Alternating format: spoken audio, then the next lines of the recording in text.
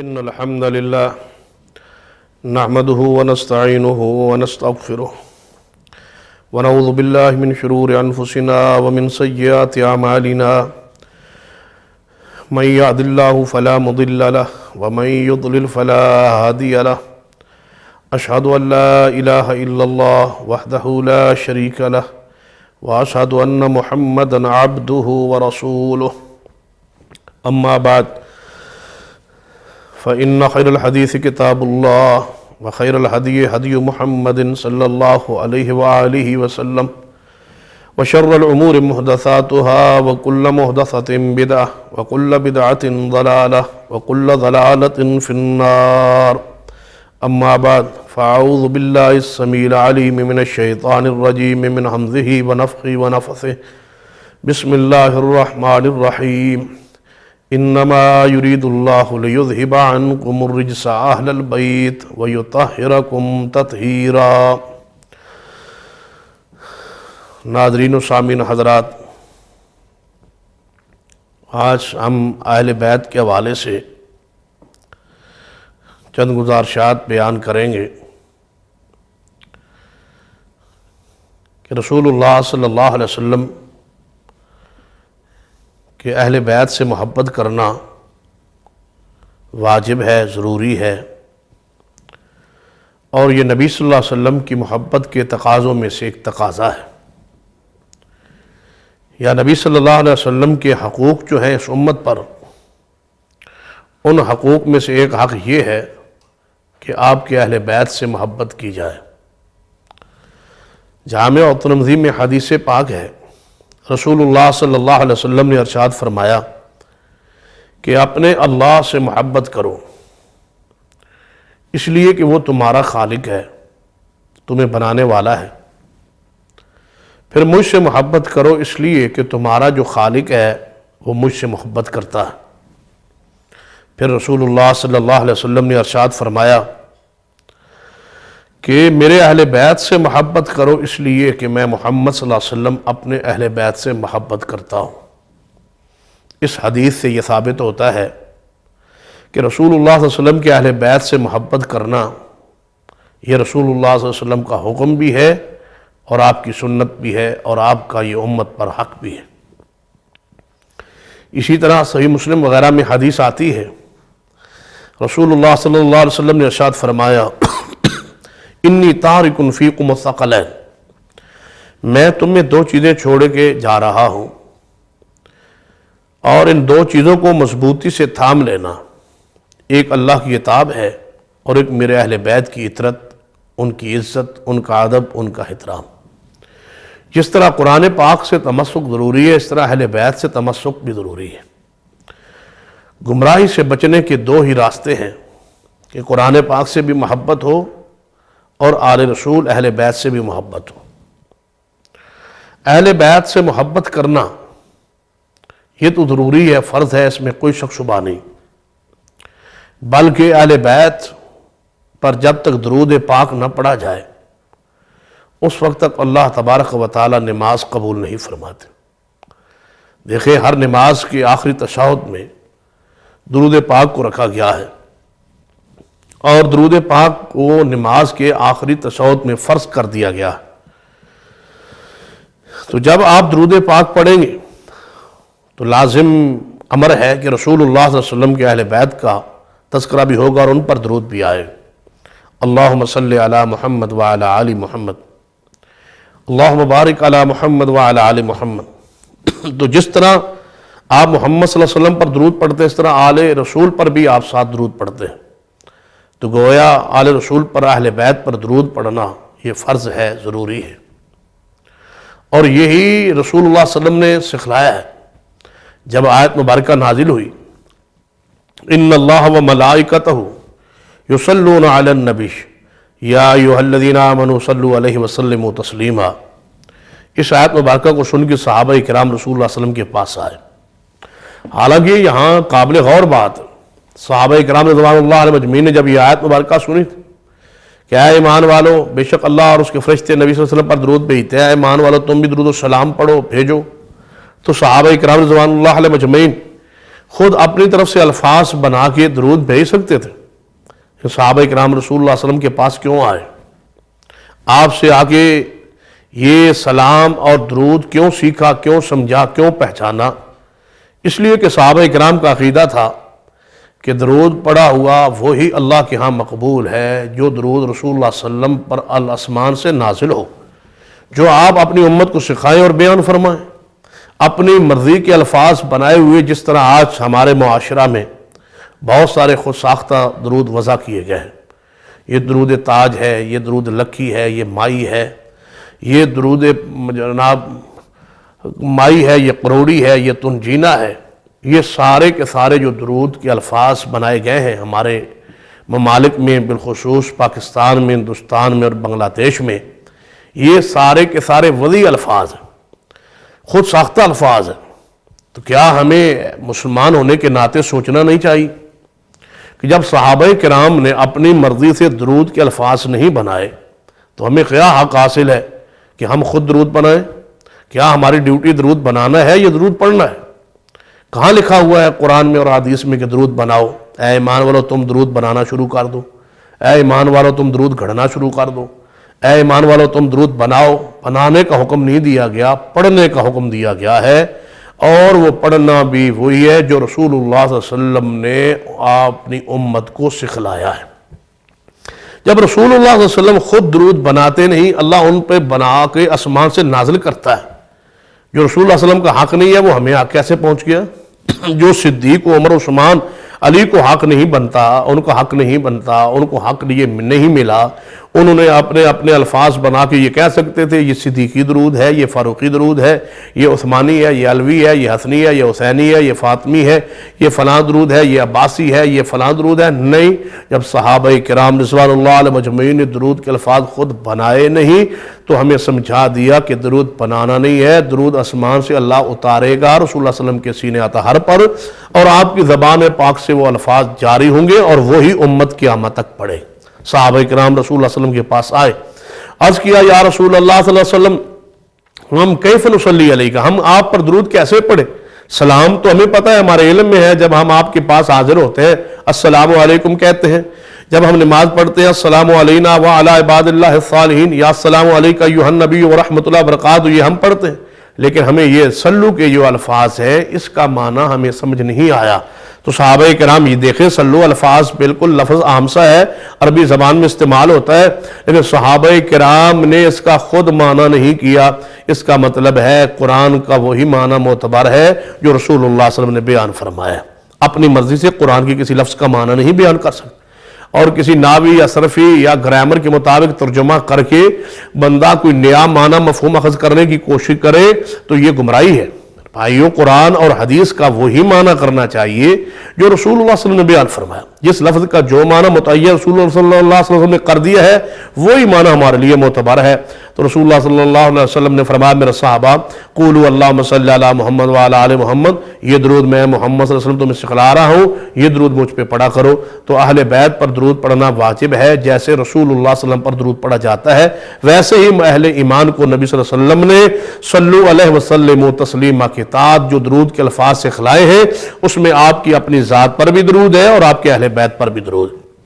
اہل بیت سے محبت کرنا رسول اللہ صلی اللہ علیہ وسلم کا حکم ہے کہ ان سے محبت کرو، ان سے پیار کرو، ان سے عقیدت رکھو. جب اہل بیت سے محبت کرنا ضروری ہے، فرض ہے، تو ہمیں یہ علم نہیں ہونا چاہیے کہ اہل بیت ہے کون ہے اہل بیت جن سے محبت کرنے کا حکم دیا گیا ہے. وہ کون سے ہیں؟ آل رسول آل محمد جن پر ہم درود پڑھتے ہیں. تو یہاں رک کے ہمیں سوچنا چاہیے کہ وہ لوگ، وہ گروہ جو اپنے آپ کو محبان اہل بیت کہتے ہیں اور کہتے ہیں ہم صحابہ، ہم آل رسول سے محبت کرنے والے، ہمارے علاوہ اہل بیت سے کوئی محبت نہیں کرتا. اور عجیب اتفاق ہے اور عجیب انداز ہے کہ جس سے محبت کا دعویٰ کرتے ہیں حقیقت میں ان سے بھی محبت نہیں ہے. کہتے ہیں ہمیں آل رسول اہل بیت سے محبت ہے. بھائی اہل بیت میں کون ہے جن سے تم محبت کرتے ہو؟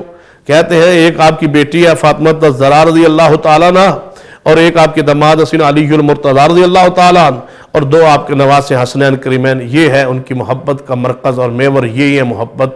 بلکہ ان سے بھی محبت کہاں ہے؟ ان سے بھی محبت اسی وقت صحیح ہو سکتی ہے جب ان سے محبت قرآن و سنت کے تابع ہو. ان کو بھی وہ مقام دے دیا گیا ہے جو ان کا مقام ہے نہیں، ان کو وہ شان دینے کی کوشش کی گئی ہے جو ان کی شان ہے نہیں۔ تو گویا ان کی محبت میں بھی یہ مخلص نہیں ہے۔ محبت تو تب ہوتی جب علی المرتضیٰ کا وہی مقام بیان ہوتا جو اللہ اس کے رسول نے بیان فرمایا۔ حسنین سے محبت ہوتی جب ان کا مقام اور شان وہی بیان ہوتا جو اللہ اس کے رسول نے بیان کیا ہے۔ تو گویا ان کے نزدیک یہ چار ہستیاں اہل بیت۔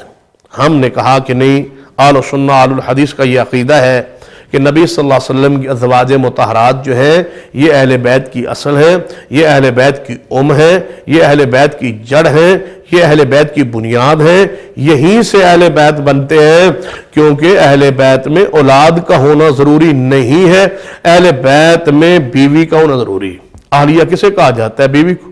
اہل و عیال کس کو کہا جاتا ہے؟ اہل نہ ہو، آلیہ نہ ہو تو عیال کہاں سے آئیں گے؟ آلیہ نہ ہو تو بیوی بیٹی نہ، بیٹی کہاں سے آئے گی؟ بیٹیاں کہاں سے آئیں گی؟ بیٹے کہاں سے آئیں گے؟ تو لہذا اہل بیت کے لیے اہلیہ کا ہونا، بیوی کا ہونا ضروری ہے۔ قرآن پاک میں اس پر بہت ساری مثالیں دی جا سکتی ہیں کہ قرآن پاک میں اہلیہ بیوی کو ہی اہلیہ کہا گیا ہے۔ اہل کے الفاظ، اہلیہ کے الفاظ، اہل بیت کے الفاظ ازواج رسول کے لیے، بیویوں کے لیے قرآن پاک میں استعمال ہوئے ہیں۔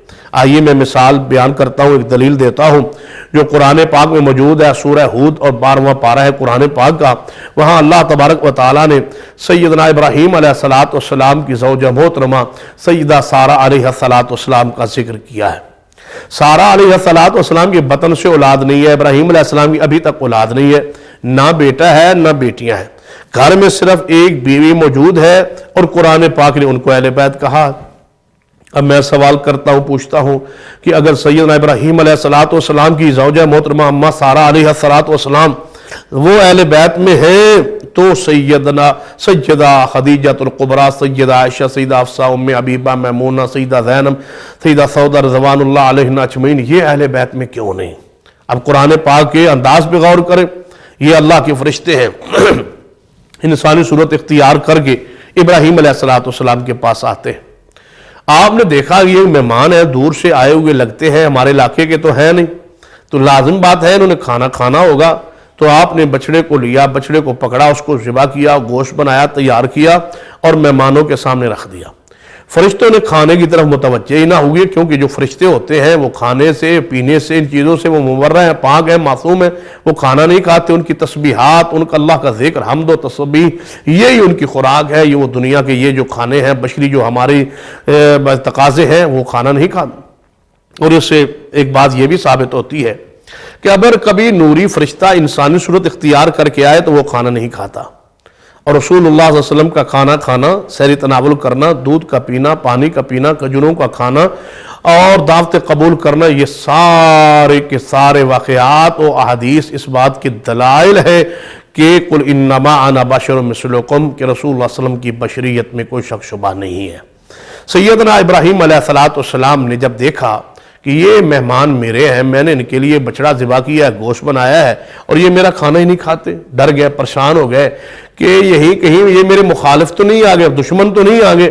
تو فرشتوں نے عرض کیا ہے ابراہیم ڈرنے کی ضرورت نہیں ہے، ہم اللہ کے فرشتے ہیں، نوری ہیں، ہم نے کبھی کھانا نہیں کھایا، ہم تو لوط علیہ السلام کی قوم کو تباہ کرنے کے لیے، ان پر عذاب مسلط کرنے کے لیے جا رہے تھے۔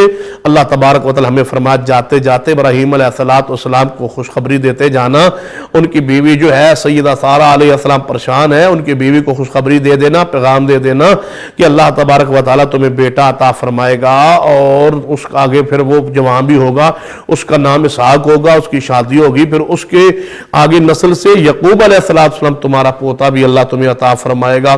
جب سیدہ سارہ علیہ السلام نے سنا نا کہ میرا بیٹا ہوگا اور پھر میں وہ جوان ہوگا اور پھر میرا پوتا ہوگا، قالت یا ویلتا آلد وانا عجوز وہذا بالی شیخا ان ھذا لشیء عجیب، یہ کیسے ہو سکتا ہے، یہ عجیب معاملہ ہے کہ مجھے بیٹا ہوگا جبکہ میں عاجز بوڑھی ہو چکی ہوں، بانجھ ہو چکی ہوں، میرا شوہر ابراہیم علیہ السلام بوڑھے ہو چکے ہیں، جو عمر تھی اولاد پیدا ہونے کی فطرت کی وہ گزر چکی ہے، قانون کی وہ عمر جس عمر میں اللہ تعالیٰ اولادیں عطا کرتا ہے وہ وقت گزر چکا ہے، ہم بوڑھے ہو چکے ہیں، میاں بوڑھا، بیوی بوڑھی، اب میں بیٹا اولاد اب کیسے پیدا ہو سکتی ہے؟ تو کیا فرمایا فرشتوں نے یہاں اسی آیت میں جو میں استدلال آپ کے سامنے رکھنا چاہتا ہوں، فرمایا قالوا اتعجبین من امر اللہ رحمت اللہ वबरकातुहु अलैकुम अहलल बैत। ए इब्राहीम अलैहिस्सलाम के अहले बैत, क्या अल्लाह के अमर पे ताज्जुब करते हो? अल्लाह अपने कराम अमर से, अपने हुक्म से बेटा अता करेगा। ए अहले बैत इब्राहीम, यहाँ सैयदा सारा अलैहिस्सलातु वस्सलाम को अल्लाह तबारक व तआला ने अहले बैत कहा है। तो मेरा सवाल ये है कि जब इब्राहीम अलैहिस्सलाम की ज़ौजा मोहतरमा, इनकी औलाद तो है ही नहीं, किसको अहले बैत कहा जा रहा है? बीवी को, सारा को। तो कुरान से यह साबित हुआ कि बीवी अहले बैत के अंदर है, बल्कि असल अहले बैत है। या ये याद रखें कि आपकी बीवियों को कुरान अहले बैत कहा, और सैयदा फातिमा ज़हरा को, और सैयदना हसनैन और सैयदना अली मुर्तज़ा को अहले बैत, खुद सरवर कायनात मोहम्मद रसूलुल्लाह सल्लल्लाहु अलैहि वसल्लम ने आप दुआ करके इनको अहले बैत के अंदर शामिल किया, दाखिल किया, ताज़ीमन तकरीमन तशरीफ़न अल्लाह ताला ने इनको इस दुआ के ज़रिए शामिल करवाया है। रसूलुल्लाह सल्लल्लाहु अलैहि वसल्लम ने अल्लाह तबारक व तआला से दुआ की है। जब यह आयत मुबारका नाजिल हुई, इन्नमा युरीदुल्लाहु लियुज़हिबा अन्कुम अर्रिज्सा अहलल बैत व युतहिरकुम तत्हीरा, ऐ मेरे महबूब, अल्लाह ने इरादा कर लिया है कि तुम्हारे अहले बैत से हर किस्म के रिज्स को दूर ले जाए और ऐसे पाक कर दे जैसे पाक करने का हक होता है। जब रसूलुल्लाह सल्लल्लाहु अलैहि वसल्लम ने सोचा कि मेरी बीवियों को अल्लाह ताला तत्हीर करना चाहता है, उनको पाक करना चाहता है, उनको साफ करना चाहता है, उनसे रिज्क को दूर ले जाना चाहता है, तो नबी सल्लल्लाहु अलैहि वसल्लम ने सैयदा उम्मे सलमा रज़ियल्लाहु ताला अन्हा के घर में मौजूद थे। आपने सैयदा फातिमा ज़हरा को बुलवाया, सीना अली को बुलवाया, हसनैन करीमैन को साथ बुला के साथ बैठा के ऊपर आपने चादर ले ली। कौन सी चादर है? या अय्युहल मुज़्ज़म्मिल, या अय्युहल मुद्दस्सिर, वो चादर ऊपर ले ली और फरमा अल्लाहुम्मा हाउलाए अहलु बैती फताहिरहुम, ऐ अल्लाह ये मेरे अहले बैत है, इनको भी पाक कर दे, इनको भी साफ कर दे। इस हदीस से ये साबित होता है कि अहले बैत हजरत फातिमा ज़हरा अहले बैत के अंदर दाखिल है, शामिल है। रसूलुल्लाह सल्लल्लाहु अलैहि वसल्लम ने दुआ की है और सैयदना अली भी शामिल है, दाखिल है, उनकी दुआ की है। अब आप फैसला करें कि अहले बैत का इनकार करने वाला कौन है, अहले बैत से मोहब्बत करने वाला कौन। एक गिरोह ये कहता है कि सैयदा फातिमा के अलावा, हसनैन के अलावा, अली के अलावा कोई अहले बैत है ही नहीं, हम मानते नहीं किसी को अहले बैत। वो अहले बैत को मानने वाला है या जो कहता है कि फातिमा भी अहले बैत है, हसनैन भी अहले बैत है, सैयदना अली भी अहले बैत के अंदर दाखिल है, सैयदा खदीजा अहले बैत के अंदर है, सैयदा आयशा, सैयदा हफ्सा, मैमूना, जुवैरिया, सारी के सारी अज़वाज रसूल, चारों की चारों बेटियां, और आपकी ये अहले बैत हैं। अब आप बताएं, जो सबको अहले बैत के अंदर दाखिल मानता है वो अहले बैत का मानने वाला है, या जो सबको बाहर निकालता है अहले बैत, ये भी नहीं है अहले बैत, ये भी अहले बैत नहीं है, वो अहले बैत को मानता है। ये फैसला आप पर है, आपके ज़मीर पर है, आपकी सोच पर है कि आप खुद फैसला करें। देखिए नबी सल्लल्लाहु अलैहि वसल्लम के अज़वाज मुतहरात, अगर इनको निकाल दिया जाए, मैं हैरान होता हूं कि जो अज़वाज रसूल को नहीं मानते, नबी सल्लल्लाहु अलैहि वसल्लम की बीवियों का एहतराम नहीं करते, वो आपकी औलाद का कैसे एहतराम करें। और आपकी बीवियां जो है वो असल अहले बैत है, और वो उम्महातुल मोमिनीन है, उनको कुरान ने उम्मुल मोमिनीन, उम्महातुल मोमिनीन कहा है। फरमा अन्नबिय्यु औला बिल मोमिनीन मिन अनफुसिहिम व अज़वाजुहु उम्महातुहुम, नबी सल्लल्लाहु अलैहि वसल्लम की जो बीवियां हैं वो मोमिनों की माँ हैं। यहाँ जरा रुक के सोचे, गौर करें, अल्लाह तबारक व तआला ने कैसे अल्फाज इरशाद फरमाए, अन्नबिय्यु औला बिल मोमिनीन, बिल मुस्लिमीन नहीं कहा, बिल मोमिनीन कहा। मोमिनों की माएँ हैं, मोमिनों की माएँ हैं, मोमिनों की माएँ हैं। नबी पाक सल्लल्लाहु अलैहि वसल्लम की अज़वाज मोमिनों की माएँ हैं। क्या अल्लाह समझाना चाहते हैं कि वो मोमिन नहीं है जो अज़वाज रसूल को अपनी माएँ नहीं मानता। अल्लाह के इल्म में था कुछ लोग आएंगे जो अपने आप को मोमिन तो कहलवाएंगे, लेकिन नबी पाक की बीवियों को माएँ नहीं मानेंगे। अल्लाह ने फरमाया जो पैगंबर की बीवियों को माएँ नहीं मानता, अल्लाह उसको मोमिन नहीं मानता। मोमिन कहलाने से मोमिन नहीं बन जाता जब तक कि मोमिन सही मानों में हो ना। मोमिन वही होता है जो सिद्दीक़ा कायनात को अपनी माँ तस्लीम करे। और देखे सैयदा आयशा रज़ियल्लाहु ताला अन्हा या दीगर अज़वाज रसूल को अगर इस्लाम से, दीन से निकाल देंगे तो इस्लाम आपको कैसे समझ आए। नबी सल्लल्लाहु अलैहि वसल्लम की जिंदगी, सीरत के दो ही तो हिस्से, एक घर से बाहर की जिंदगी है, घर की जिंदगी, एक खलवत की जिंदगी है, एक बात जलवत की जिंदगी है, एक ज़ाहिर लोगों के सामने है, एक अंदर घर में है। घर की जिंदगी के गवाह कौन है? घर की जिंदगी के गवाह कौन है? कौन है जो घर की जिंदगी को नोट करे, उम्मत तक पहुंचाए। आप कह सकते हैं हसनैन करीमैन ये तो बच्चे थे, ये घर की जिंदगी को नोट करके ये तो सैयदना अली के घर में पैदा हुए, वहीं रहे। नबी सल्लल्लाहु अलैहि वसल्लम की रातों की जिंदगी को, रात के सफरों को, रात की तन्हाई को, रात की खलवतों को कौन बयान करे और उम्मत तक पहुंचाए। कभी आपने सोचा है کہ آپ نبی صلی اللہ علیہ وسلم کے ازواج کو نکال دیں اور آدھا دین ختم ہو جائے گا، آدھا اسلام ختم ہو جائے گا؟ کون پہنچائے گا آپ کو مسائل؟ سیدنا علی المرتضیٰ کیا رات رسول اللہ علیہ وسلم کے گھر میں گزارتے تھے؟ نہیں، تو پھر رات کی زندگی کون بیان کرے گا؟ کیا سیدہ فاطمہ الزہرا رضی اللہ تعالیٰ شادی کے بعد نبی صلی اللہ علیہ وسلم کے گھر میں رات گزارتی تھی؟ نہیں، وہ علی الپاک کے گھر میں تھی۔ تو رات کی زندگی، رات کی خلوتیں، میں کہتا ہوں اگر گھر میں داماد بھی ہو، نواسے بھی ہوں، بیٹی بھی گھر میں موجود ہو، پھر بھی رات کی تنہائیوں کی زندگی ازواج کے علاوہ کوئی نہ جانتا ہے، نہ کوئی بیان کر سکتا ہے۔ آدھی سیرت رسول اللہ صلی اللہ علیہ وسلم کی امت سے غائب رہے گی اگر سیدہ خدیجہ الکبریٰ، سیدہ عائشہ، حفصہ، میمونہ، جویریہ، ان کو مقام، ان کو درمیان سے ہٹا دیا جائے۔ خدیجہ الکبریٰ رضی اللہ تعالیٰ عنہا کو زندگی کا وہ حصہ وہ کیسے بیان کر سکتی ہیں؟ اس لیے کہ وہ نبی صلی اللہ علیہ وسلم ابھی تک زندہ تھے، موجود تھے، ابھی تک آپ نے ہجرت نہیں کی تھی، یہ سارے دین کے احکام مسائل نہیں آئے تھے، وہ تو ابتدائی آپ کے آغاز نبوت میں ہی دنیا سے چلی۔ انہوں کو بیان کرنے کی ضرورت ہی نہیں پڑی، آپ کی سیرت کو، آپ کے کردار کو، وہ جو آپ کے بعد میں امت کو ضرورت تھی وہ نہیں بیان کی۔ آپ کی سیرت کو بیان کیا، حسن و جمال کو بیان کیا ہے، کلا واللہ لا یحزیک اللہ ابدا، جو اس وقت کی ضرورت تھی وہ بیان کیا ہے۔ لیکن آپ کے جانے کے بعد، رسول اللہ علیہ وسلم کی جانے کے بعد امت میں جو مسائل درپیش ہوئے، جو خلوت کے معاملات تھے، وہ ان ازواج رسول نے ہی بیان کرنا ہے جو رسول اللہ علیہ وسلم کے بعد زندہ رہی۔ سیدہ عائشہ رضی اللہ تعالیٰ عنہا کے بغیر ذرا دین کو سمجھا کے مجھے دکھائیں، کیسے سمجھائیں؟ اسی لیے اللہ تبارک و تعالیٰ نے سیدہ عائشہ رضی اللہ تعالیٰ عنہا کو رسول اللہ علیہ وسلم کے گھر میں لائے کہ آپ کی 9 سال عمر تھی تو آپ رسول اللہ علیہ وسلم کے حرم میں آ گئے، تاکہ نبی صلی اللہ علیہ وسلم کی سنت کو سیکھیں، آپ کے دین کو سیکھیں، آپ کی خلوت کو جانے پہچانے، اور نبی صلی اللہ علیہ وسلم کے جانے کے بعد 50 سال امت کی رہنمائی کریں۔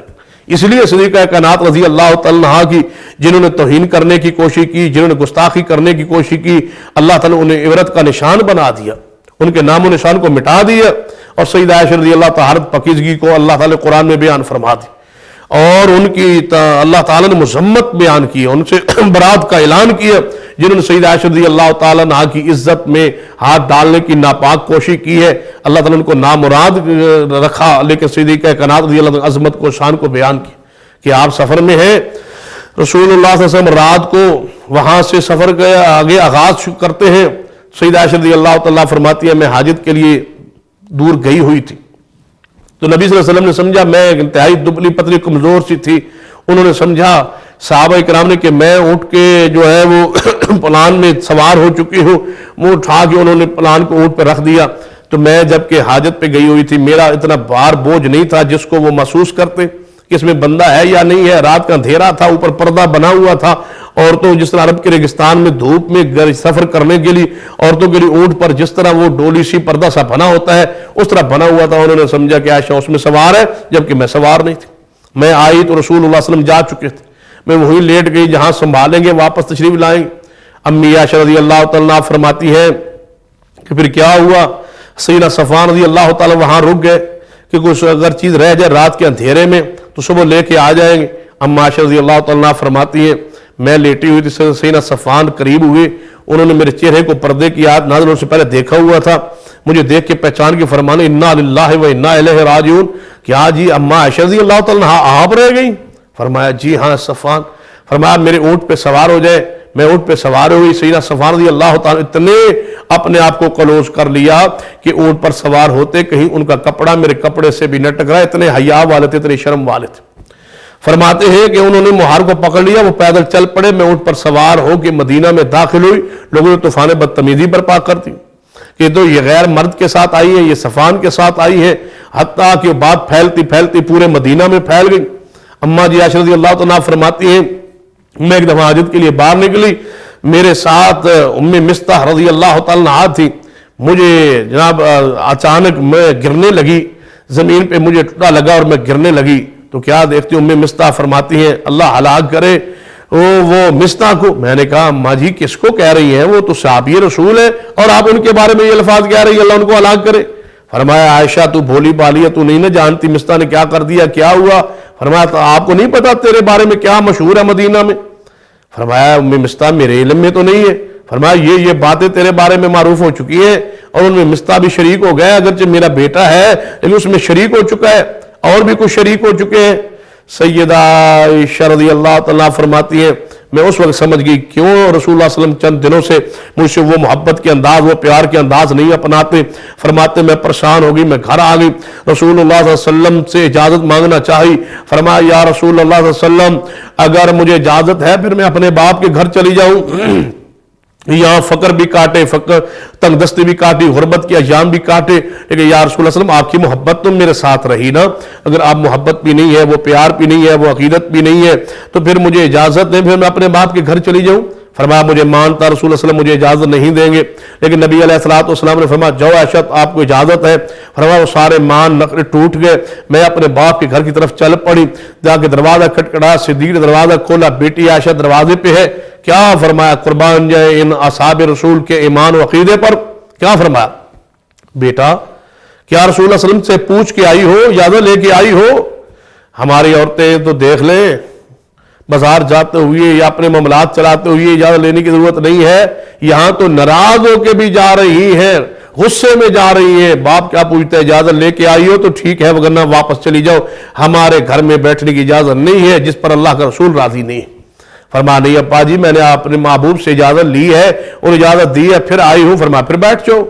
रसूलुल्लाह सल्लल्लाहु अलैहि वसल्लम परेशान है, कभी सैयदना अली से पूछते हैं, कभी सैयदा बरीरा से पूछते हैं, कभी सैयदा ज़ैनब से पूछते हैं, कभी सैयदना उमर से पूछते हैं, कभी सैयदना उस्मान से पूछते हैं, बतलाओ मेरी आयशा के बारे में तुम्हारा क्या ख्याल, सिद्दीक़ा कायनात रज़ी अल्लाह तआला अन्हा के बारे में क्या ख्याल है। तो सैयदा कायनात रज़ी अल्लाह तआला अन्हा के बारे हर सहाबी और हर आपकी बीवी कलमे खैर कहते हैं, हमने उसमें कोई नक्स नहीं देखा, हमने उनको कोई ऐप नहीं देखा। मैं पूछता हूं आज 1400 साल के बाद हजरत सिद्दीक़ा कायनात के खिलाफ जबान खोलने वालों से कि जब आपकी सौकन सईदा ज़ैनब ने, जब आपकी लौंडी सईदा बरीरा ने आप में कोई जो साथ थी, करीब थी, पास थी, हर वक्त साथ मौजूद थी, उन्होंने कोई नक्स नहीं देखा, आपको 1400 साल बाद सिद्दीक़ा कायनात में क्या नक्स नजर आया? जब सहाबा किराम ने कोई नक्स नहीं देखा, आपको क्या नक्स नजर आ गया है?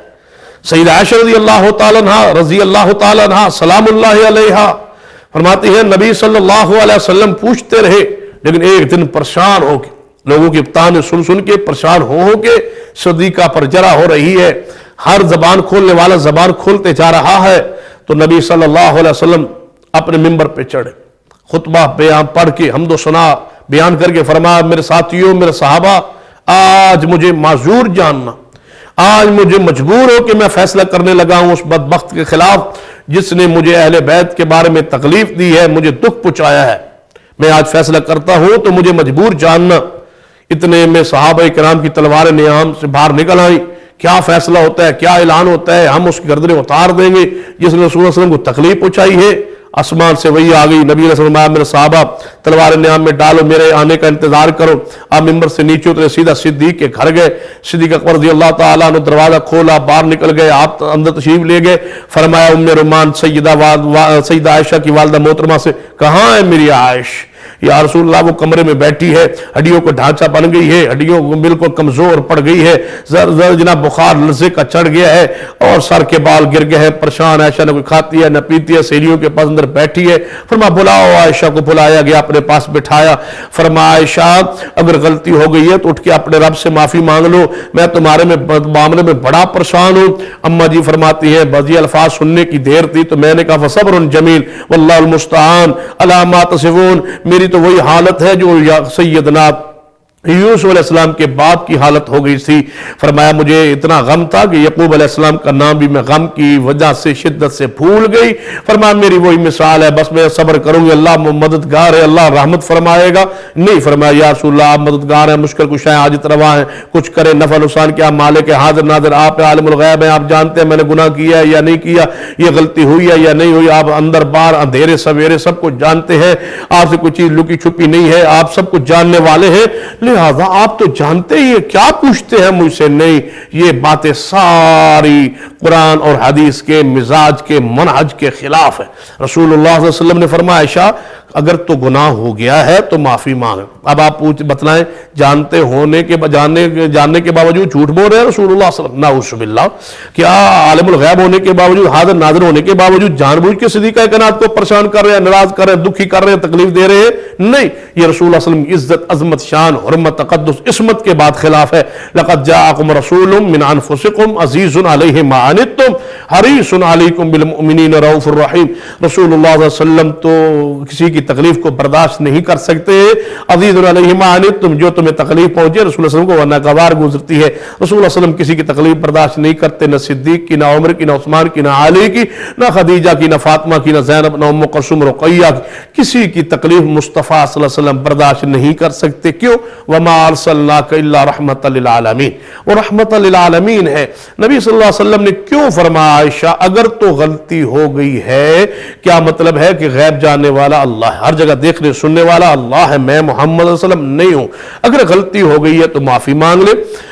فرمایا یا رسول اللہ صلی اللہ علیہ وسلم اگر میں مان لوں کہ میں نے یہ غلطی کی ہے، گناہ کیا ہے، اگر میں تسلیم کروں، میں اپنے آپ پر یہ بوجھ ڈال لوں کہ میں نے کیا ہے گناہ، تو پھر بات تو وہی رہے گی، آپ کہیں گے ٹھیک ہے مان جائیں گے کیا ہے، اور اگر میں کہوں کہ میں نے نہیں کیا پھر بات پھر وہی رک گئی۔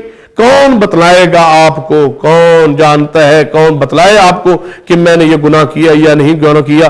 اما جی فرماتے ہیں بس یہی الفاظ کہنے کی دیر تھی تو میں نے دیکھا نبی صلی اللہ علیہ وسلم، سردی کا موسم ہے، چہرے پر پسینے کے آثار ہیں، میں سمجھ گئی کہ وحی کی نزول کا جناب شروع ہو گیا ہے، وحی آ رہی ہے، لیکن مجھے اتنا مان نہیں تھا کہ میرے بارے میں قرآنی آیات نازل ہوں گی، لیکن مجھے یہ یقین تھا خواب میں کوئی مسئلہ آ جائے گا، اللہ تعالیٰ پیغمبر کو بتلا دے گا، وہی کر دے گا، خبر آ جائے گی، ضرور اللہ رحمت فرمائے گا۔ لیکن یہ تو ایمان تھا نا صدیقہ کائنات کا کہ غیب دان نہیں ہے، حاضر ناظر نہیں ہے، خواب آئے گی یا کوئی پیغام آئے گا تو جانیں گے، لیکن یہ یقین نہیں تھا کہ اللہ آسمان سے میری شان میں قرآن کی آیات نازل فرمائے گا۔ پھر کیا ہوا؟ رسول اللہ صلی اللہ علیہ وسلم پر وحی کی کیفیت ختم ہوئی۔ فرمایا عائشہ مبارک ہو، اللہ نے تمہاری طہارت کو پاکیزگی کا اعلان کر دیا، طہارت کا اعلان فرما دیا، اور فرمایا سبحانک ھذا بہتان عظیم، اے اللہ پاک ہے یہ بہت بڑا بہتان ہے صدیقہ کائنات پر۔ جب الزام لگایا گیا تھا تم نے فوری کیوں نہیں کہا کہ یہ بہت بڑا بہتان ہے؟ تم اسی وقت کہتے صدیقہ کے بارے میں تمہارا ذہن صاف و پاک ہونا چاہیے تھا۔ کیوں؟ انتم لباس لہن وانتم لباس لکم، عورتیں تمہارا لباس ہے، تم ان کا لباس ہو۔ یہ کیسے ہو سکتا ہے صدیقہ محمد کا لباس ہو اور رسول اللہ کا لباس ناپاک ہو؟ یہ نہیں ہو سکتا۔ رسول اللہ صلی اللہ علیہ وسلم کا لباس پاک ہے، چادر پاک ہے، پگڑی پاک ہے، کپڑے پاک ہے، رسول اللہ صلی اللہ علیہ وسلم کا لباس ناپاک نہیں ہو سکتا۔ صدیقہ کائنات تو رسول اللہ کا حیا ہے، صدیقہ کائنات رسول اللہ صلی اللہ علیہ وسلم کا شرم ہے، صدیقہ کائنات رسول اللہ صلی اللہ علیہ وسلم کی عزت ہے، حرمت ہے، غیرت ہے، رسول اللہ صلی اللہ علیہ وسلم کی، رسول اللہ صلی اللہ علیہ وسلم کی شان ہے، مقام ہے۔ جس کی بیوی نیک ہو تو اس کا اس جناب عالم کے احترام بھی ہوتا ہے، اس کی بیوی نیک ہے، عالیہ نیک ہے۔ یہ کیسے ہو سکتا ہے کہ عالم کی بیوی نیک نہ ہو، پاک نہ ہو، پاکیزہ نہ ہو، اس کے پیچھے نماز کو نہیں پڑھتا؟ اگر محمد صلی اللہ علیہ وسلم کی بیوی ناپاک ہوتی زمانہ کلمہ کیسے محمد مصطفیٰ صلی اللہ علیہ وسلم کا پڑھتا؟ رسول اللہ صلی اللہ علیہ وسلم کے گھر پاک ہے، خلوت پاک ہے، اور اگر خلوت پاک ہے تو ماننا پڑے گا عائشہ صدیقہ بھی پاک ہے۔ اگر رسول اللہ صلی اللہ علیہ وسلم کی تنہائی پاک ہے تو صدیقہ کائنات بھی پاک ہے، رسول اللہ کا لباس پاک ہے تو رسول اللہ صلی اللہ علیہ وسلم کی عائشہ بھی پاک ہے، رسول اللہ صلی اللہ علیہ وسلم کا بستر پاک ہے تو رسول اللہ صلی اللہ علیہ وسلم کی عائشہ بھی پاک ہے۔ ماننا پڑے گا صدیقہ کائنات رضی اللہ تعالیٰ کی پاکیزگی کو، طہارت کو، اور اللہ تعالیٰ سزا کا اعلان کیا ان الذین یرمون المحصنات الغافلات المؤمنات لعنوا فی الدنیا والآخرہ وَلَهُمْ عَذَابٌ عَظِيمٌ۔ فرمایا جنہوں نے پاک دامنوں پہ الزام لگایا، جنہوں نے سوچا نہیں، اس عورت پر جس نے کبھی ایسے گناہ کا سوچا بھی نہیں، مومنہ بھی ہے، بھولی بھالی بھی ہے، پاک دامن بھی ہے، لعنوا فی الدنیا والآخرہ، ان پر دنیا و آخرت میں لعنت ہے۔ جنہوں صدیقہ کائنات رضی اللہ تعالیٰ پر الزام لگائے اور ان کے لیے دردناک عذاب ہے۔ اس واقعہ سے ثابت کیا ہوتا ہے کہ اللہ تعالیٰ صحابی رسول ہو یا آل رسول ہو، ان کی عزت اور حرمت کے خلاف کوئی بات کہے تو اللہ کی غیرت برداشت نہیں کرتی۔ 18 آیات اللہ نے آسمان سے نازل کر دی صدیقہ کائنات رضی اللہ تعالیٰ شان میں، مقام میں، عزت، عظمت اور حرمت میں۔ یہ ہے مقام آل رسول اہل بیت کا، کہ اللہ تعالیٰ کو ان کی عزت اور غیرت کس قدر پسند ہے۔ تو یاد رکھیے ازواج رسول کا مقام اور شان کو، عزت، عظمت کو، کہ وہ مومنوں کی مائیں ہیں، اور نبی صلی اللہ علیہ وسلم کے ساتھ ان کی محبت اور رسول اللہ علیہ وسلم کو ان کے ساتھ محبت۔ بعض لوگوں نے کہا ہے دیکھیں جی رسول اللہ صلی اللہ علیہ وسلم کو وہ تنگ کیا کرتی تھی نا، عزب باللہ۔ یاد رکھیں نبی صلی اللہ علیہ وسلم کے ازواج ہونے کی حیثیت سے وہ آپ کے ازواج ہیں، رسول اللہ علیہ وسلم کے شوہر ہیں، زوجہ رسول ہونے کی حیثیت سے کوئی نہ کوئی ایسی بات محبت کی پیار کی گھر میں ہو جاتی ہے، اس میں کوئی ایسی بات نہیں ہے، لیکن نبی پاک کی ازواج کے لیے اللہ نے 2 اجر رکھا ہے۔ 2 اجر کیوں رکھا؟ اجرہا مرتين، میں پیغمبر کی ہر بیوی کو جو بھی نیک عمل کرے گی میں اس کو 2 اجر دوں گا۔ یا اللہ 2 دگنا اجر کیوں ہے؟ فرمایا اس لیے کہ ان کی اطاعت جو ہے وہ 2 اطاعت ہے، ایک اطاعت اپنے شوہر کی ہے اور اطاعت اپنے رسول کی ہے۔ کتنی وہ پاک باز خواتین ہیں جو کلمہ بھی پڑھتی ہیں تو اپنے شوہر کا کلمہ پڑھ رہی ہے، وہ ایمان لاتی ہیں تو اپنے شوہر پہ، ان کے شوہر محمد رسول اللہ صلی اللہ علیہ وآلہ وسلم ہے۔ یا اس طرح سمجھ نہیں آئی تو ایک اور انداز سے غور کرتے ہیں۔ ایک دفعہ نبی صلی اللہ علیہ وسلم کی ساری ازواج مطہرات نے یہ فیصلہ کیا کہ ہم نے نبی صلی اللہ علیہ وسلم سے اخراجات کا، کچھ زیورات کا مطالبہ کرنا ہے، اور یہ ہر بیوی کو حق حاصل ہے کہ اپنے شوہر سے اخراجات کا یا زیورات کا، حسن و جمال کا یا کسی چیز کا مطالبہ کر سکتی ہے۔ ازواج رسول نے ایک دفعہ پروگرام بنایا، منصوبہ بنایا کہ سارے مل کے ایک آواز لگا کے رسول اللہ صلی اللہ علیہ وسلم سے اخراجات میں کچھ اضافے کا اور کچھ زیورات کا مطالبہ کرتی ہیں۔ ساری اکٹھی ہو کے بیٹھ گئی، رسول اللہ صلی اللہ علیہ وسلم تشریف لائے اور آپ صلی اللہ علیہ وسلم نے ارشاد فرمایا السلام علیکم یا اہل البیت، اے میری اہل بیت، اللہ تم پر رحمت کرے، تم پر سلامتی نازل کرے، آج تم کیسے اکٹھی بیٹھی؟ یا رسول اللہ اللہ صلی اللہ علیہ وسلم، آج ہم نے یہ فیصلہ کیا ہے کہ اپنے محبوب سے، اپنے پیر و مرشد سے، امام کائنات سے عرض کریں گی یا رسول اللہ صلی اللہ علیہ وسلم، ہم نے بہت فقر و فاقے تنگ دستی میں وقت کاٹ لیا، گزار لیا ہے، اب مال و دولت کی فراوانی یا مال غنیمت آ رہا ہے تو ہمارا بھی حق بنتا ہے کچھ نہ کچھ حصہ، کچھ نہ کچھ گھر بھی لایا کریں اور کچھ ہمارے اخراجات میں اضافہ فرما دیں، کچھ ہمیں زیورات لے کے دے دیں۔ رسول اللہ صلی اللہ علیہ وسلم نے جب دیکھا، یہ سنا کہ دنیا کے مال کا مطالبہ میرے گھر میں، تو رسول اللہ صلی اللہ علیہ وسلم پریشان ہوئے اور آپ نے ایلا فرما لیا، علیحدگی فرما لی، آپ نے قسم اٹھا لی، علیحدگی فرما لی اور فرمایا 1 مہینہ میں گھر نہیں آؤں گا۔ رسول اللہ صلی اللہ علیہ وسلم نے اپنے حجرہ پاک کے اوپر والی منزل میں ایک کمرہ تھا، سٹور تھا، جہاں رسول اللہ صلی اللہ علیہ وسلم اپنے گھر کے سارا سامان رکھتے تھے۔ مہینہ کے بعد وہاں سے سادہ سودا سلف جو ہوتا ساری ازواج کو بلا کے برابر برابر تقسیم کر دیتے اور باقی جو بچتا وہی جمع کر کے رکھ لیتے۔ یہ رسول اللہ صلی اللہ علیہ وسلم کی روٹین چلی آ رہی تھی۔ تو آپ نے اپنی چرپائی مبارک جو ہے وہاں بچھوا لی اور وہاں ہی آپ نے رہنا شروع کر دیا۔ عصر کے بعد ویسے اپنی بیویوں کے گھر چکر لگا لیتے۔ اس کا مطلب یہ نہیں ہوتا کہ ناراضگی ہو تو خرچہ بھی بند کر دیا جائے، ناراضگی ہو تو نان نفقہ بھی بند کر دیا جائے، ناراضگی ہو تو بیوی کا کھانا پینا بھی بند کر دیا جائے۔ کھانا دیتے رہے، پینا دیتے رہے، نان نفقہ چلتا رہا، اخراجات چلتے رہے، جو پہلے آپ تعاون فرماتے رہے وہ جاری و ساری رہا۔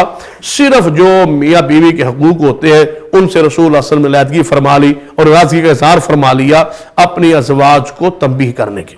اور یہ عورت کے لیے سب سے بڑی سزا ہوتی ہے کہ کوئی مرد اپنی بیوی سے بستر الگ کر لے ناراضگی کی وجہ سے، تاکہ اس کو جس مذمات سے روکنا ہے اس پر اس کو تنبیہ ہو جائے، اس کو ذرا رکاوٹ بن جائے، اس کو تھوڑی سی عبرت جو ہے وہ حاصل ہو جائے، کوئی سبق حاصل ہو جائے۔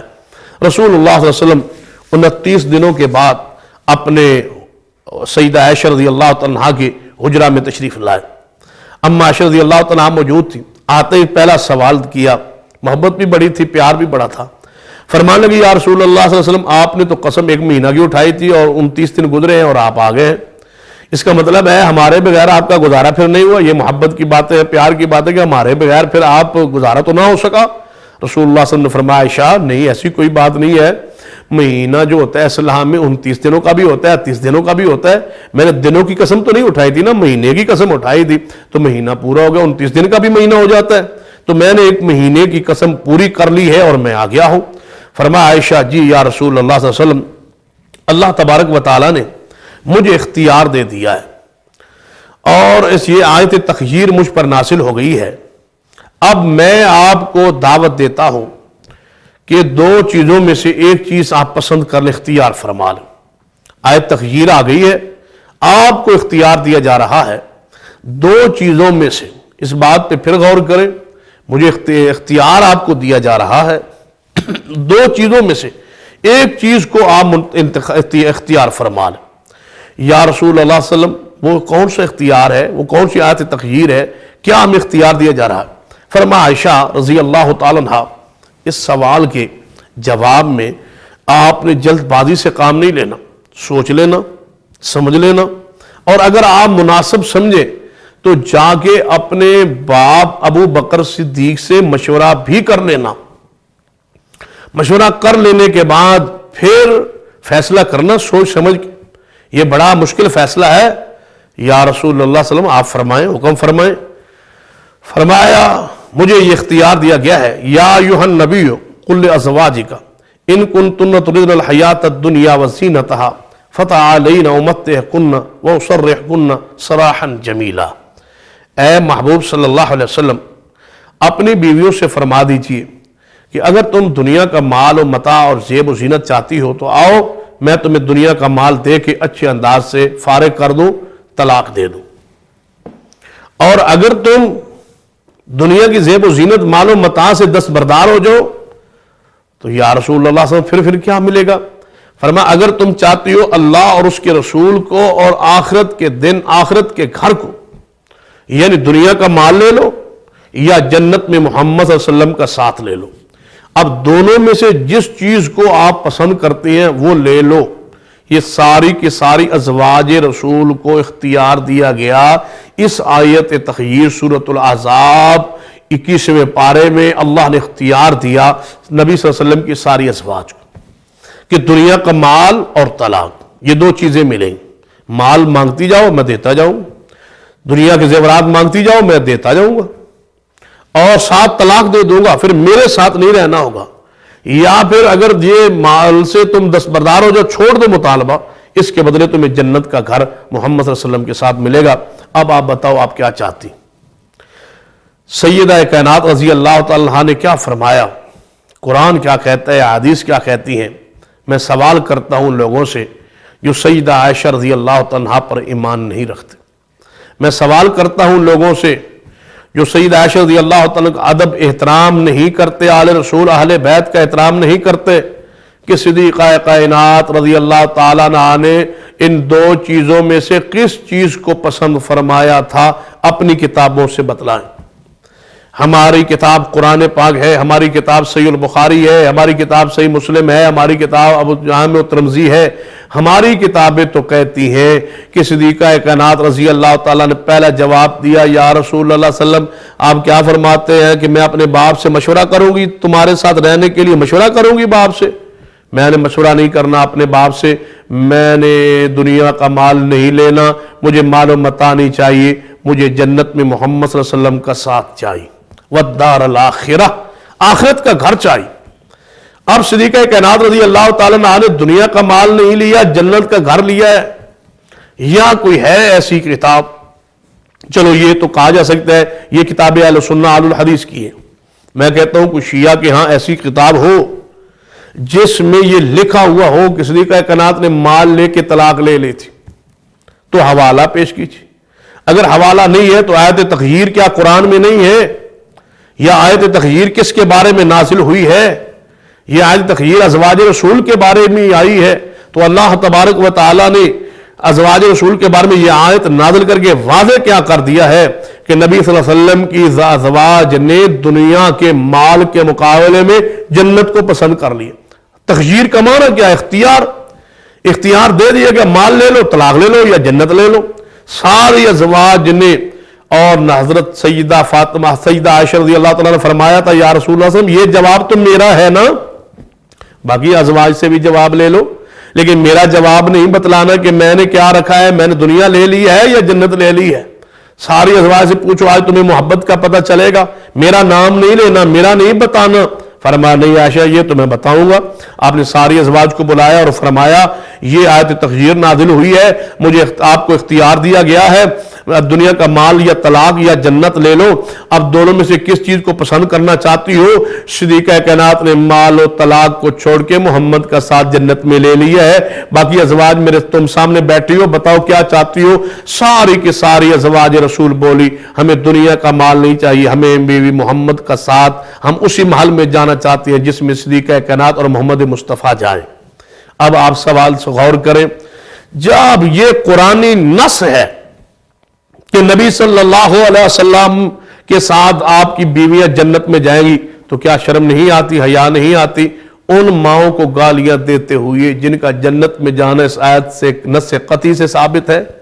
جو ودار الآخرہ کی مصداق ہے، جو آیت تغییر کی مصداق ہے، جن کا جنت میں جانا یقینی ہے، شاید تمہیں ایسے بات سمجھ نہ آئے، میں اور ایک عقلی انداز سے آپ کو سمجھانے کی کوشش کرتا ہوں۔ جنت میں کیا نبی پاک جائیں گے یا نہیں؟ میرا سوال ہے، جنت میں جائیں گے؟ جی ہاں جنت میں جائیں گے، کیوں نہیں؟ جنت بنائی ہی ان کے لیے گئی ہے، جنت کا دروازہ کھولا ہی ان کے لیے جائے گا، جب تک وہ نہیں جائیں گے جنت دروازہ نہیں کھلے گا۔ میرا سوال ہے، کیا علی پاک جنت میں جائیں گے یا نہیں جائیں گے؟ کہیں گے جی بالکل جائیں گے، جو مسلمان ان کو جنتی نہیں مانتا وہ تو مسلمان ہی نہیں ہے، جائیں گے۔ تو میں پوچھتا ہوں، ایک جنت میں کوٹھی علی کی ہوگی، ایک جنت میں محل محمد مصطفیٰ کا ہوگا۔ محمد مصطفیٰ صلی اللہ علیہ وسلم کا محل کون سا ہوگا؟ اللہم رب هذه الدعوة التامة والصلاة القائمة آت محمد الوسیلہ والفضیلہ وابعثہ مقاما محمودا الذی وعدتہ۔ ایک مقام ہے جنت میں، ایک محل ہے جس کا نام الوسیلہ ہے، آت محمد الوسیلہ۔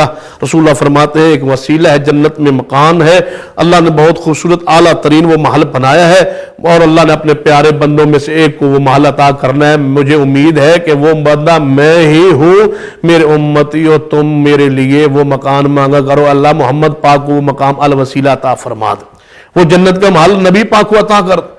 میں پوچھتا ہوں، جنت میں ایک محل ہے سیدنا علی کا، ایک محل ہے محمد مصطفیٰ صلی اللہ علیہ وسلم کا، علی پاک سے کہیں افضل و اعلیٰ محل ہے نبی پاک صلی اللہ علیہ وسلم۔ آپ سے محل کسی کا اونچا نہیں، خوبصورت نہیں، سب سے اونچا، سب سے خوبصورت، سب سے پیارا، سب سے مقدس، سب سے اعلیٰ محل جنت میں کس کا ہے؟ محمد صلی اللہ علیہ وسلم۔ اب میں سوال کرتا ہوں، پوچھتا ہوں، علی پاک کی جو کوٹھی ہوگی، اس کوٹھی میں، اس محل میں کون کون ہوگا؟ کیا فاطمہ زہرا کی الگ کوٹھی ہوگی، یا علی پاک کی ہی کوٹھی جو ہے، علی پاک کا جو محل ہے اسی میں فاطمہ زہرا جائیں گی؟ سارا زمانہ بولے، ہر اہل سنت کا شخص بولے، ہر اہل حدیث کا شخص بولے، ہر شیعہ کا بندہ بولے کہ ہاں ہاں جو کوٹھی علی کی ہوگی جنت میں، وہی کوٹھی فاطمہ زہرا کی ہوگی۔ علی کے محل میں، علی کی کوٹھی میں فاطمہ زہرا ہوں گی، تو پھر میرا سوال ہے محمد صلی اللہ علیہ وسلم کی کوٹھی میں کون ہوگا؟ حسنین کی تو حسن کی اپنی کوٹھی ہوگی، حسین کی اپنی کوٹھی ہوگی، ان کا اپنا محل ہوگا، ان کا اپنا محل ہوگا۔ جناب حضرت سیدنا حسن کی بیویاں جو نیک ہیں، وہ سیدنا حسن کے ساتھ جنت میں، جو حسین کی بیویاں نیک ہیں وہ حسین کے ساتھ جنت میں، جو فاطمہ زہرا علی پاک کے ساتھ جنت میں یقینی طور پر موجود ہے۔ اب میں پوچھتا ہوں، علی کی کوٹھی الگ ہے، حسن کی کوٹھی الگ ہے، حسین کا محل الگ ہے، ان کی بیویاں اپنے اپنے شوہروں کے ساتھ جنت میں رہ رہی ہیں، اب جناب زندگی بسر کر رہی ہے، ہمیشہ کی زندگی مل چکی ہے، حسن و جمال مل چکا ہے، شان مقام مل چکا ہے۔ اب میرا سوال ہے، محمد صلی اللہ علیہ وسلم کے مقام الوسیلہ اس کوٹھی میں کون ہوگا؟ نبی صلی اللہ علیہ وسلم کے ساتھ کون ہوگا؟ کون ہوگا؟ والدار الاخرہ، اس کوٹھی محل میں کون ہوگا؟ کوئی ہے انسان جو مائکلالیو یہ بتائے کہ اس کوٹھی میں صدیقہ کائنات نہیں ہوں گی؟ ان کو باہر نکال کی کوئی دلیل لائی، کوئی ایک دلیل پیش کیجیے، اس کوٹھی میں صدیقہ کائنات نہیں ہوگی، اس کوٹھی میں ام حبیبہ نہیں ہوگی، تو سیدہ فاطمہ زہرا علی کے محل میں ہوں گی، اور رسول اللہ صلی اللہ علیہ وسلم کی ازواج محمد صلی اللہ علیہ وسلم کے محل میں ہوں گی، وہ مقام الوسیلہ میں ہوں گی، وہ والدار الاخرہ میں ہوں گی، وہ آخرت کے گھر اللہ نے ان کو عطا کر دیا ہے۔ تو ماننا پڑے گا کہ ازواج رسول کے بغیر اہل بیت کا تصور نامکمل ہے۔ یہ ایسی ازواج ہے جن کو اللہ تعالیٰ نے فرمایا محبوب آج کے بعد ان کو طلاق دینے کا بھی اختیار نہیں۔ یہ کون مرد ہے اللہ کی زمین پر جس کو طلاق دینے کے حق پر پابندی لگا دی جائے؟ جب ساری بیویوں نے یہ کہہ دیا کہ ہمیں دنیا کا مال نہیں چاہیے، ہمیں طلاق نہیں چاہیے، ہمیں جنت کا گھر چاہیے، اللہ نے فرمایا میرے محبوب آج کے بعد ان کو تبدیل کرنے کا بھی اختیار نہیں ہے، ان کو طلاق دینے کا بھی اختیار نہیں ہے، یہ جنت میں بھی آپ کے ساتھ ہے، دنیا میں بھی آپ کے ساتھ۔ تو صدیقہ کائنات اور دیگر ازواج رسول جنت میں محمد صلی اللہ علیہ وسلم کے ساتھ ہے۔ اور میں کہاں کرتا ہوں، ازواج رسول کو نکال کے دین کو ثابت کیسے کرو؟ کتنے ہی ایسے مسائل ہیں جو امی عائشہ رضی اللہ تعالیٰ عنہا سے پوچھنے کے لیے پوری امت محتاج، یا اس طرح اگر سمجھ نہیں آئی تو میں بڑے واشگاف الفاظ میں ایک پیغام دینا چاہتا ہوں، اس پیغام کو آپ ذرا سنیں، غور کریں، ٹھنڈے دل سے غور کریں۔ نبی صلی اللہ علیہ وسلم نے غسل کس طرح کیا؟ آدمی نماز پڑھے تو غسل کرے گا تو نماز پڑھے گا، جسم پاک ہوگا تو نماز ہوگی، روزہ قبول ہوگا جسم پاک ہوگا، حج طواف عمرہ تب ہوگا جب جسم پاک ہوگا، جسم پاک کیسے ہوگا؟ غسل کرنا پڑے گا۔ غسل کیسے ہوگا؟ جیسے نبی صلی اللہ علیہ وسلم نے کیا ہے، نبی صلی اللہ علیہ وسلم جیسے غسل کیا ہے ویسے غسل کریں گے تو جسم پاک ہوگا۔ اب میں سوال کرتا ہوں، نبی صلی اللہ علیہ وسلم نے غسل کیسے کیا ہے؟ آپ کے غسل کا طریقہ کون بیان کرے گا؟ پوچھے سیدنا حسن حسین رضی اللہ تعالیٰ عنہما سے نبی علیہ السلام نے غسل کیسے کیا؟ نہیں بتلا سکتے، شان کے باوجود، عظمت کے باوجود، عزت عظمت حرمت کے باوجود نہیں بتا سکتے نبی صلی اللہ علیہ وسلم غسل کیسے کیا، کیونکہ یہ خلوت کا معاملہ ہے۔ حسنین غسل کرتے ہوئے محمد رسول اللہ کو نہیں دیکھ سکتے۔ علی پاک رضی اللہ تعالیٰ سے پوچھے، وہ تو ایک دفعہ مسئلہ تھا، حیا و شرم کے اندر رہتے ہوئے کچھ مسئلہ پوچھنا تھا کہ آپ کو ایک تکلیف تھی، تو آپ نے اس مسئلے کے بارے میں ایک دوسرے ساتھی کو کہا، نبی صلی اللہ علیہ وسلم کی بیٹی میرے گھر میں ہے، مجھے شرم آتی ہے یہ مسئلہ پوچھتے ہوئے، جاؤ تم رسول اللہ صلی اللہ علیہ وسلم سے یہ مسئلہ پوچھ کے آؤ، میرا نام نہیں بتانا، میرا نہیں بتانا کہ کس نے یہ مسئلہ پوچھا ہے، تم ویسے مسئلہ پوچھ کے آؤ، اس کے بارے میں شرعی حکم کیا ہے۔ علی المرتضیٰ رضی اللہ تعالیٰ عنہ کیسے بتلائیں گے غسل کا طریقہ؟ نبی صلی اللہ علیہ وسلم علی پاک کے سامنے غسل کر سکتے ہیں؟ نہیں، وہ بیان نہیں کر سکتے۔ آگے آئیے، فاطمہ الزہرا بیٹی ہے حضور کی، شان ہے، عزت ہے، عظمت ہے، مقام ہے، لیکن کیسے دیکھیں گی رسول اللہ صلی اللہ علیہ وسلم کو غسل کرتے؟ فاطمہ الزہرا بیان کرے گی؟ نہیں بیان کر سکتی۔ تو غسل کا طریقہ پیغمبر کو غسل کرتے ہوئے کون دیکھ سکتا ہے؟ رسول اللہ کی زوجہ ہی دے سکتی ہے۔ اماں جی عائشہ رضی اللہ تعالیٰ بیان کر سکتی ہیں، ام سلمہ بیان کر سکتی ہیں۔ پھر میں شیعہ حضرات کو کہا کرتا ہوں، اپنی کتابوں کو کھنگالو، بتاؤ کس نے غسل کا طریقہ بیان کیا ہے؟ فقہ جعفری میں غسل کے روایت بیان کرنے والی کون ہے؟ امی عائشہ سے تو دشمنی ہے کہ صدیق کی بیٹی ہے، سیدہ ام حبیبہ سے دشمنی ہے کہ وہ ابو سفیان کی بیٹی ہے، حفصہ سے دشمنی ہے اس لیے کہ عمر فاروق کی بیٹی ہے۔ شیعہ کتابیں مجبور ہیں سیدہ ام سلمہ سے جا کے نام ان کا لگا دیا اور نبی علیہ السلام کے غسل کا طریقہ ان سے روایت کیا تاکہ ہمارا بھرم رہ جائے فقہ جعفری کا۔ اس کا مطلب ہے تم بھی محتاج ہو محمد صلی اللہ علیہ وسلم کے ازواج سے دینی مسائل پوچھنے میں، جب تک ان کو نہ مانو، اہل بیت کے دروازے پہ نہ جاؤ، ازواج رسول کے دروازے پہ نہ جاؤ، تمہیں دین کے اسلام کے بہت سارے مسائل تمہیں سمجھ نہیں آ سکتے۔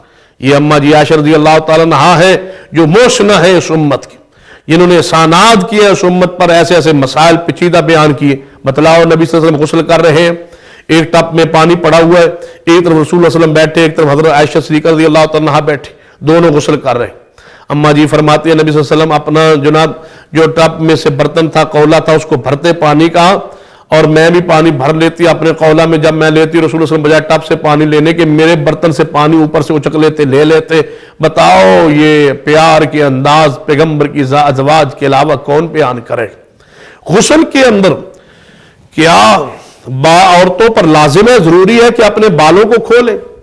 عورتوں کے بال جڑے ہوتے ہیں، تو کیا غسل کے اندر ان کو واجب ہے، ضروری ہے کھولنا؟